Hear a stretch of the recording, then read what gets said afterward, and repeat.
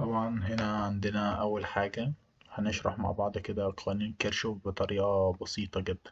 قوانين كيرشوف عندنا هما حاجتين. عندنا هو القانون الأول والقانون التاني. القانون الأول ده بيخص التيارات يعني الكرنت. تمام. طب القانون التاني ده بيخص حاجة اسمها فرق الجهد، اللي هو ايه V. ده بيخص اللي هو الايه I. تمام. هنمسك واحد واحد ونتعرف عليه ونشوفهم مع بعض. أول حاجة اللي هو القانون الأول. طب القانون الأول ده بيقول لي ايه؟ بيقول لي إن مجموع التيارات الداخلة بتساوي مجموع التيارات الايه الخارجة. يعني ايه مجموع التيارات الداخلة بتساوي مجموع التيارات الخارجة؟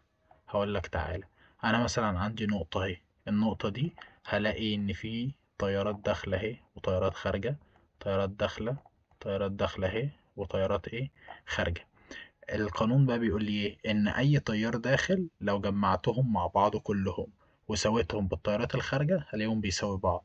يعني ايه؟ هقول له كده ان هنا اللي داخلين هو ايه؟ الاي واحد والاي تلاتة والاي أربعة. يبقى كده اي واحد زائد اي تلاتة زائد اي أربعة ده الداخل بيساوي الخارج اللي هو ايه؟ الاي اتنين زائد الاي خمسة اهو. ده القانون الأول لكيرشوف. طب ما تيجي نشوف عليه مثال وهيوضح لنا أكتر. بص يا عم، أنا لو قلت لك هنا إن النقطة دي داخل لها 5 أمبير خارج منها 4، يبقى اتفضل لي كام؟ هنشوف هيفضل لنا كام. فهنيجي نشوف إيه اللي داخل. ال5 أمبير. في حاجة تانية داخلة؟ لأ، الباقي كله خارج. هقول بيساوي 4 زائد أي 3. 4 زائد هودي الأربعة بعكس الإشارة. يبقى كده الأي 3 بتساوي إيه؟ 5 ناقص 4 بتساوي إيه؟ 1. يبقى أنا كده جبت له إيه؟ أي 3. يبقى الأي 3 ده بواحد إيه؟ أمبير. تمام. هاجي عند النقطة دي، هقول هنا اهو الاي 2 هو داخل. تمام. هقول له ايه؟ ان الاي 3 داخل والاي 2 داخل والاي 4 خارج. يبقى كده الواحد امبير زائد الاي 2 هما داخلين بيساوي اللي خارج اللي هو ال4 امبير. كده الاي 2 بكام؟ 4 ناقص 1 بيساوي 3 اهو. يبقى انا كده برضو ايه؟ جبت التيار اللي هنا ب3 ايه امبير. تمام. طب انا لو عايز اجيب الاي 1، فاللي داخل هو الاي 1 وهنا 5 خارج و3 خارج.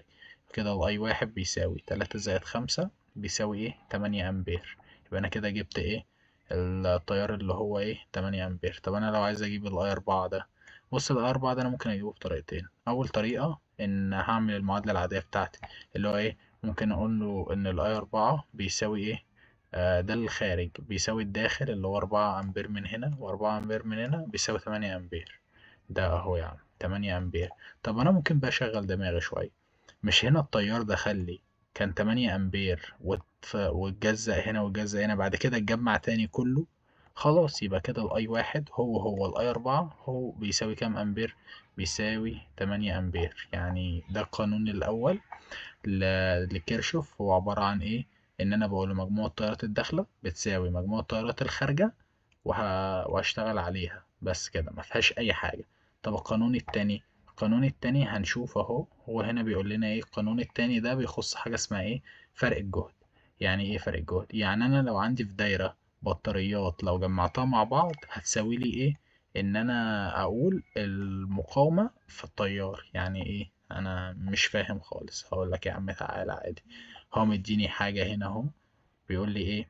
هو مديني فرق الجهد اللي على الزد. تمام كده. ومش مديني فرق الجهد ده. انا معرفش فرق الجهد ده، عايز اجيب فرق الجهد اللي على واي. هقول لك خلاص، همشي في المسار المغلق ده اللي هو همشي كده. همشي في الدايرة دي الاول لو عاملة زي المثلث دي همشي فيها.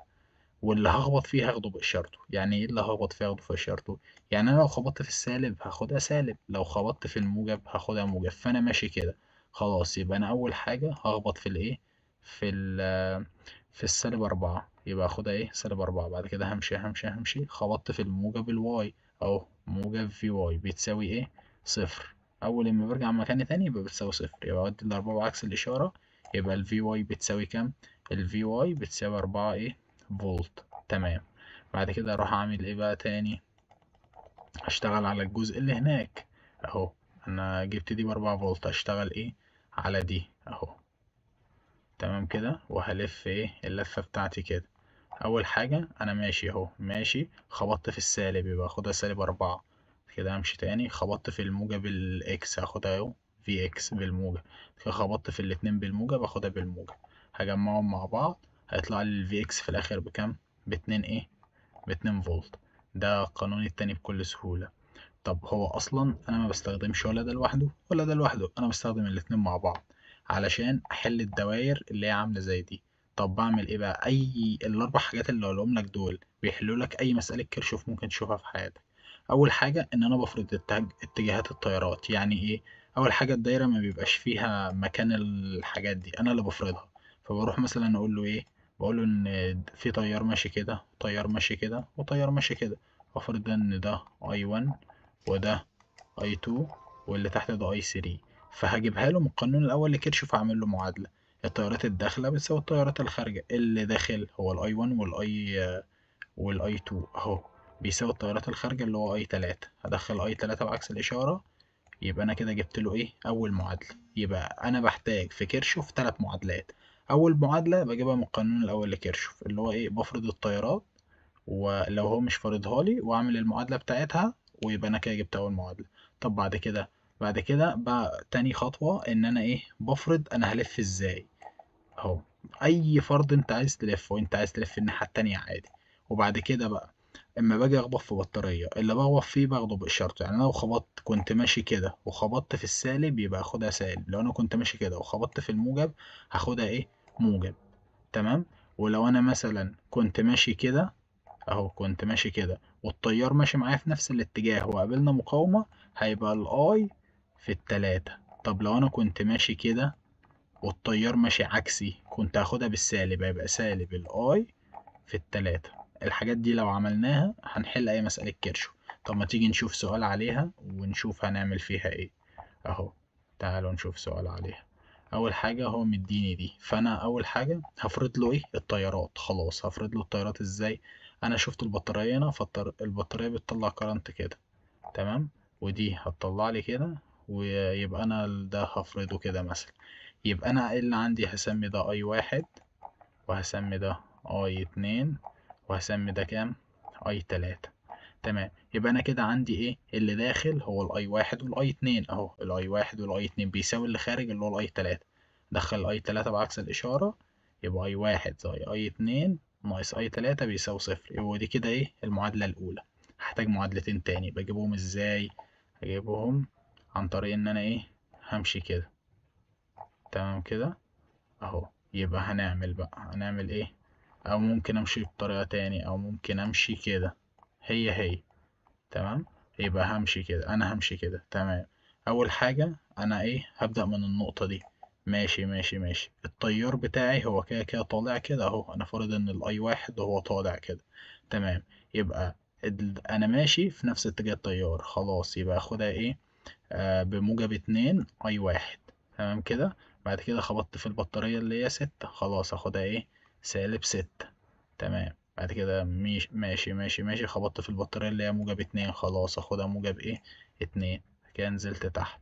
الاي 2 هو طالع لفوق وانا نازل لتحت، يبقى احنا الاتنين ماشيين عكس بعض. يبقى خلاص -3 I 2، عشان احنا ماشيين ايه؟ عكس بعض. هجمع بقى -6 وموجب 2 -4، -3 I 2 زائد 2 I 1. أودي -4 بعكس الإشارة، يبقى الاتنين I 1 ناقص 3 I 2 بيساوي ايه؟ ال4. تمام كده. كده تاني معادلة، ناقص لي معادلة هجيبها من الحتة دي. أنا ألف ازاي؟ أنا فرضت إن أنا ألف كده. تمام. هقول له أول حاجة أنا هبدأ مثلا من هنا أهو. خبطت في البطارية اللي هي ايه؟ -2. أنا خبطت في الايه؟ في السالب، يبقى خدها سالب أهي. كده ماشي كده، ماشي ماشي ماشي. الاي 3 هي نازلة كده اهي. ماشي. وانا اتجاهي، انا بقول بلف كده، يبقى انا نازل لتحت. تمام. التيار بتاعي في نفس اتجاه في نفس اتجاه اللفة بتاعتي، يبقى اخدها بالموجب، يبقى 5 I 3. بعد كده همشي، انا ماشي كده، وبعد كده طالع ايه؟ لفوق. يبقى خبطت، جيت هنا عند المقاومة، يبقى 3 I 2، عشان اللي ماشي هنا I 2 فانا هاخده I 2. ادام اللي ماشي هنا كان I 3 فانا هاخده ايه؟ I 3. هودي -2 بعكس الإشارة، يبقى كده معايا المعادلة التالتة. يبقى أنا كده جمعت 3 معادلات. هروح كاتب على الآلة مود 5 2، هيديني إيه؟ المعادلات. هكتبهم على الآلة، هيطلع لي الاي واحد والاي اتنين والاي تلاتة بس. يبقى انا كده جبت حلتها. يبقى انا عملت هنا ايه؟ اول حاجة هو ما كانش فارض لي اتجاهات التيارات، فانا فرضتها، فبفرضها بمزاجي. تمام. وكده كده لو طلعت بالموجب يبقى انا فرضت صح، لو طلعت بالسالب يبقى انا فرضت الاتجاه ده غلط، هعكسه بس على الرسمة. تمام كده. يبقى اول حاجة بستخدم قانون كيرشوف الاول واجيب اول معادلة، بعد كده تاني معادلة وتالت معادلة بجيبه من القانون التاني لكيرشوف، اللي هو ازاي؟ ان انا بلف في الدايرة، البطارية اللي بقابلها لو خبطت في السالب باخدها بالسالب، طب خبطت في الموجب هاخدها بالموجب. تمام كده.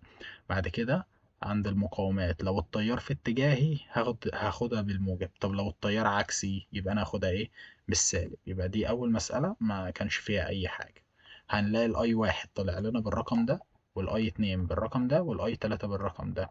طب ما تقول لي الاي اتنين بالسالب، يبقى انا كنت فارض الاي اتنين غلط، يبقى عاكس ايه؟ هعكس اتجاهه بس كده. طب تمام، تعال نخش على سؤال تاني. عندنا مثلا ايه؟ عندنا السؤال ده. تمام. هو هنا اهو. تمام. انا هفرض ايه؟ هو فارض لي ان الاي واحد كده والاي اتنين والاي تلاتة. خلاص. التيارات الداخلة بتساوي التيارات الخارجة. طب الداخل اللي هو اي واحد زائد اي اتنين، والخارج اي تلاتة، هدخله بعكس الاشارة، يبقى اي واحد زائد اي اتنين ناقص اي تلاتة بيساوي صفر. يبقى دي كده ايه؟ المعادلة الاولى، جبتها من قانون كيرشوف الاول بطريقة سهلة جدا. تمام. بعد كده بقى ايه؟ انا هلف كده اهو. انا فرضت ان انا الف كده في الدايره الاولانيه. تمام. يبقى انا مثلا هبدا من هنا، يبقى انا ماشي كده اهو، خبطت في السالب 10، او خبطت في البطاريه خبطت في السالب، يبقى خدها سالب 10. تمام. بعد كده انا ماشي كده، انا ماشي كده اهو. تمام. والتيار برضو ماشي في نفس الاتجاه، يبقى خلاص اخدها 20 اي واحد اهو، 20 اي واحد. بعد كده اكمل اللفه بتاعتي. انا نازل كده اهو، يبقى الاي 3 خبطت في المقاومة 6، يبقى في نفس اتجاهي، يبقى 6 اي ايه؟ 6 اي 3. بعد كده خبطت في البطارية دي، خبطت في الموجب، يبقى خدها بالموجب، زائد 3، رجعت لنقطة البداية بيساوي ايه؟ صفر. هجمع، هيبقى سالب 7 سالب 10 زائد 3 سالب 7 زائد 20 اي 1 زائد 6 اي 3 بيساوي صفر. اوديها بعكس الإشارة، ويبقى كده دي معايا دي ايه؟ المعادلة التانية. تمام. هاجي ايه؟ هاجي في اللفة دي، هلف انا هفرض مثلا ان انا هلف ايه؟ كده اهو يا عم. بعد كده هاجي اهو، انا ماشي اهو كده. تمام. اول حاجة خبطت في البطارية، خبطت في السالب، يبقى خدها ايه؟ سالب 8. تمام كده.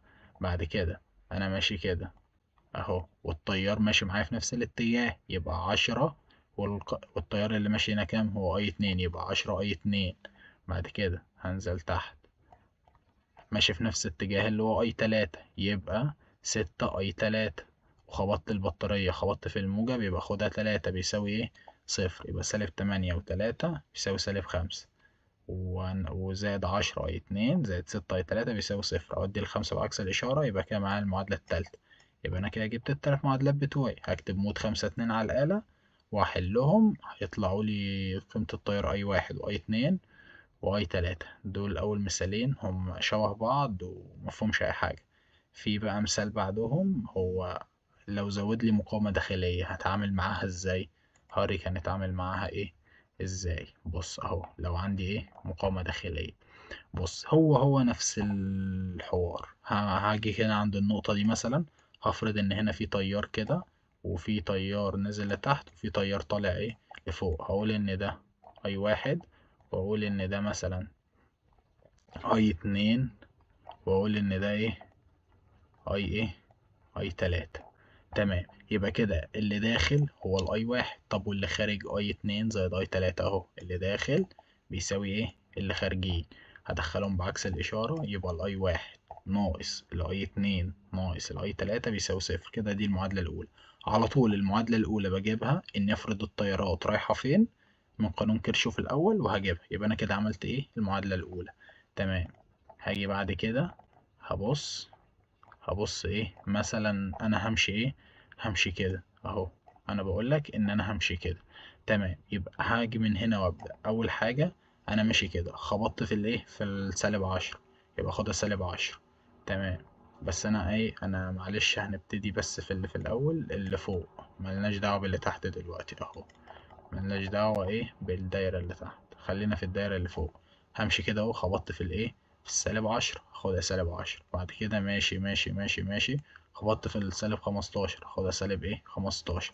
بعد كده جيت هنا، التيار اللي ماشي هنا هو الاي 2 اهو، انا فارض ان الاي 2 ماشي كده تمام، وانا برضو ماشي في نفس الاتجاه، يبقى 9.5 اي 2 تمام. بعد كده هرجع تاني، بس هقول لك بقى هنا طبعا عندي مقاومة داخلية هنا 1 اوم، ومقاومة داخلية هنا نص اوم. هنا المقاومة الداخلية اللي هي 1 اوم دي، في انهي دايرة اللي ماشي فيها ايه الاي 2، يبقى خلاص اللي هي الار 1 دي هاخدها ايه مع الاي 2 اهي، هيبقى 1 في الاي ايه 2. طب والنص دي عند الاي 1 خلاص، يبقى نص اي 1 اهو. يبقى التيار اللي ماشي هنا عند البطارية دي هو ايه اي 1، يبقى المقاومة بتاعته هو اللي يخصها التيار اي 1، هيبقى نص اي 1. طب وهنا الاي 2 هو اللي ماشي، يبقى خلاص 1 في الاي 2 تمام. طب ما فهمتهاش، هنوضحها في اللي ايه في اللي تحت. احنا هنمشي ايه هنمشي كده تمام. هقول لك اول حاجة، انا بقول هنمشي كده تمام، يبقى اول حاجة هنخبط في المقاومة اللي هي سالب 10، هنزلها سالب 10. بعد كده همشي خبطت في السالب 3 هينزل سالب 3. كده همشي كده، انا بقول لك ان التيار بتاعي نازل كده يبقى اهو، وانا برضو ماشي كده يبقى 1.4 اي 3 تمام. هقول لك بقى ناقص كده، انا كده خلصت، بس ناقص لي المقاومات الداخلية خلاص. الاي 1 ماشي فيها تيار كام، فيها مقاومة داخلية كام نص ياهو، يبقى نص اي 1. وانا برضو معايا الار 3 فيها 1/10 مقاومة داخلية، هقول زائد 1/10 اي 3 اهو. هجمع الاي 3 مع بعض هيبقى 1/10 1.4 1.5، وهجمع دول يبقى سالب 13، واودي السالب 13 الناحية التانية وعكس الاشارة تبقى 13. كده دي المقاومة، دي المعادلة ايه التالتة. يبقى اكتب على الآلة مود 5 2 هتطلع. يبقى انا بعمل ايه بقى اما بيكون في مقاومة داخلية؟ استنى نمسح الحاجات اللي احنا كاتبينها دي عشان نبان اهو. بس احنا هنعمل ايه، بشوف هنا التيار اللي ماشي ايه هو الاي 3 تمام كده. يبقى المقاومة الداخلية اللي هي ار 3 دي هضربها في الاي 3، هيبقى 1/10 اي ايه اي 3 بس. طب اللي ماشي هنا كام اهو، اللي ماشي هنا هو الاي 1، يبقى نص اي ايه نص اي 1. طب اللي ماشي هنا كام ار 1، يبقى 1 اي ايه اي 2 بس كده. دي لما بيكون في مقاومات داخلية بحطها هنا وبعملها على طول. في بقى ده آخر سؤال معانا، ده سؤال مهم جدا يعني، بيس لو عايز يلعب بيه بيلعب بيه، فهو سؤال كويس يعني، فبس سهل مفهوش أي حاجة مختلفة، يعني هنعمل نفس اللي احنا بنعمله. فهنعمل ايه، هو فارض لي هنا التيارات اهو، فخلاص انا هعمل ايه، بيقول لك هنا ده داخل وده داخل وده ايه خارج تمام، ومسمولي اي 1. طب انا لو هقول الداخل يبقى الاتنين اي، والاي ده هو ده الداخل بيساوي الخارج اللي هو الاي 1 اهو، يبقى ده الخارج وده اللي ايه الداخل. كده الاي 1 بيساوي كام 2 اي واي 3 اي، يبقى انا كده معايا ان الاي 1 بيساوي كام 3 اي تمام. بعد كده هعمل ايه، همشي اللوب العادية جدا اللي انا بعملها اللي هي كده اهو. اول حاجة همشي كده، يبقى خبطت في السالب يبقى سالب في بي 2 اهو، هاخدها زي ما هي. بعد كده التيار في نفس الاتجاه اللي انا ماشي فيه، هيبقى 2 اي في الار اهو، 2 اي في الار. بعد كده هنزل الاي 1 مضروب في نص ار اهو، نص ار في الاي 1 بيساوي ايه صفر، عشان رجعت لنقطة ايه البداية تمام. هقول سالب في بي 2 زائد 2 اي في الار زائد نص ار. هشيل الاي 1، انا جبتها بكام، انا جبتها ب3 اي، واحط مكانها ايه ال3 اي دي تمام كده. بعد ما اجيبها بقى كده هودي الفي بي بعكس الاشارة، وهجمع دول مع بعض. هنا اي ار وهنا ايه اي ار صح كده، هنزلهم ايه مع بعض تمام. 3/2 زائد 2 هي 3.5، أكنها ايه 7/2. يبقى أنا ايه جمعتها أهو تاني، عملت ايه شلت الاي 1 وحطيت مكانها 3 اي اللي أنا جايبها تمام. بعد كده أودي الفي بي بعكس الإشارة أهي، هجمع بقى 2 اي ار و3/2 اي ار، يبقى مجموعهم كام، هنزل الاي ار زي ما هما، و3/2 زائد 2 هتدينا ايه 7/2. يبقى دي كده ايه المعادلة الأولى تمام. هاجي ايه على المعادلة التانية، هنعمل برضو ايه نفس الحوار اهو، هنمشي اللوب كده. اول حاجة التيار اللي ماشي هو هنا ايه؟ الاي. هو بيقول لي اهو ان في تيار ماشي هنا ايه؟ الاي اهو يا عم. تمام. يبقى انا خبطت اول حاجة في السالب في بي 1، هقول ايه؟ سالب في بي ايه 1 زائد الاي في الار اهو. تمام. هنزل تحت، انا بلف في نفس اتجاه التيار، يبقى باخدها بالموجب، هيبقى زائد نص ار في الاي ايه 1. هاجي تاني هنا يبقى زائد 2 اي ار. ليه؟ عشان التيار نفس اتجاه اللفة اللي انا بلف فيها، يبقى اخدها بنفس الايه؟ نفس الاشارة. هعمل ايه؟ هشيل الاي 1 ده واحط مكانه ايه؟ 3 اي عشان انا جايبها هنا اهو. تمام. يبقى نزلتها، هجمع كل دول مع بعض، هقول هنزل الاي ار زي ما هم، واقول 1 زائد 2 هيديني ايه؟ 9/2. هي 9/2 اي ار. تمام. هو عايز يجيب ايه؟ في بي 1 على الفي بي ايه؟ على الفي بي 2. هقول له الفي بي 1 انا جبتها بكام؟ ب9/2 اي ار، هنزلها هي زي ما هي. تمام كده. والفي بي 2 انا جبتها ايه؟ ب7/2 اي ار اهي، ب7/2 اي ار. هطير الاي ار مع الاي ار، يفضل لي 9/2 على 7/2. هنعملها على الآلة تطلع لنا ايه؟ 9/7. فده كان قوانين كيرشوف بطريقة سريعة، أتمنى أكون فدتكم. فهو القانون يعني ما فيهوش أي حاجة، فدي أنا طريقة كنت بحل فيها بيها، فكذا حد قال لي إن الدرس ده بيتلخبط فيه. أتمنى أكون فدتكم، وإن شاء الله اللي محتاج أي حاجة فيها يبعتلي في أي وقت أقدر أفيده فيه.